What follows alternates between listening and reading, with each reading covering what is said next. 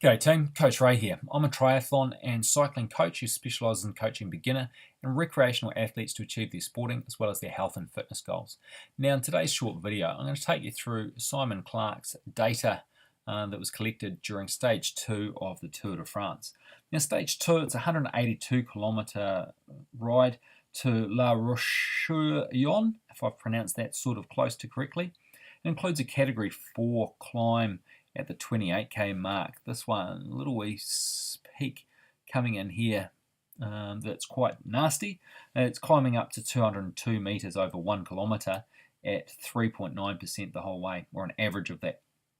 And then an intermediary sprint at the 132k mark, is somewhere about here, with a bonus sprint at the 169 kilometre mark, so somewhere about here. Now Simon Clarke rides for EF Education Drapac, and he's a 31-year-old Australian who's going to be celebrating his 32nd birthday during the tour. He's previously won stages in all 3 Grand Tours and rides as road captain for EF Education Drapac and as a strong mountain climber. Currently he's ranked 700th on the UCI rankings. Now the main goal for EF Education Drapac's stage today was to safely navigate the narrow roads in this section here, and you'll see it's highlighted differently on the map here. Between the 136 and 66k mark, there's a lot of small French villages, and they just wanted to make sure that their GC rider Rigoberto Urán got through unscathed. And secondary to this, they're also hoping to nurse Lawson Craddock, who broke his shoulder in a crash in stage 1 through to the finish. They managed to successfully do that. They avoided the crashes that held up and caused some issues for some of the other teams. But the stage sort of unfolded with a breakaway getting away early, and then after the hill climb in here, or for the King of the Mountain points, 2 of the 3 breakaway riders drifted back to the peloton, leaving Sylvain Chavanel of Direct Energy as the solo escapee. Quick Step Floors sort of controlled the peloton again after that, and then the lead into the finish was pretty much dominated with Peter Sagan cleaning out the sprint.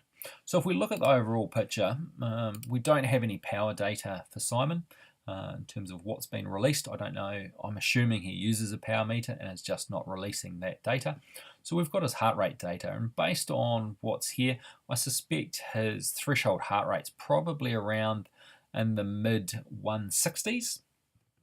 And he sort of spent, let's just show this, he basically spent the last bit of the race riding relatively hard with some quite reasonable fluctuations, down at 136 for some points. And if we look, that probably matches up with a reasonably high speed. You can see the speed picks up to nearly 60 k's an hour. Across the tops there and the start of the downhill, and his heart rate drops. When the speed drops as he starts climbing up this section here, heart rate goes up and does a bit more work. Basically, if we look at the last sort of 40 to 45 minutes of the race, he was doing a fair amount of work with an average heart rate of 160 beats per minute and maxing out at 186. Leading into that, probably the first from sort of about the 85k mark is where he really stepped up.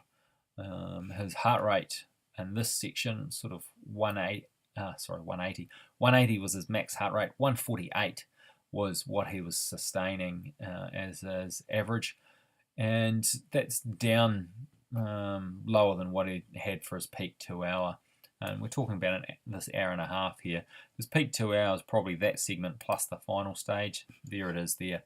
Up until that point though, he was relatively low, average heart rate of 122 beats per minute for the first 90 k's, just keeping it ticking over, playing it safe, and then he obviously got called on to do a bit more work, look after his team riders, or the GC rider, particularly during that segment that I sort of displayed there before, from about the 133 through to the 166, so about there.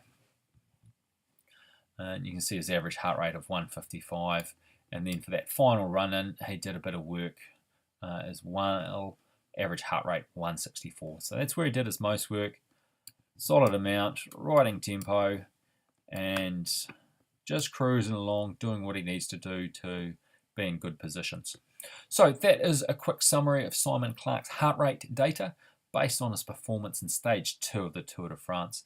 Make sure you click on the button up in the top left to subscribe. Down the bottom right, you'll get more videos of power profiles and race analysis of the professionals.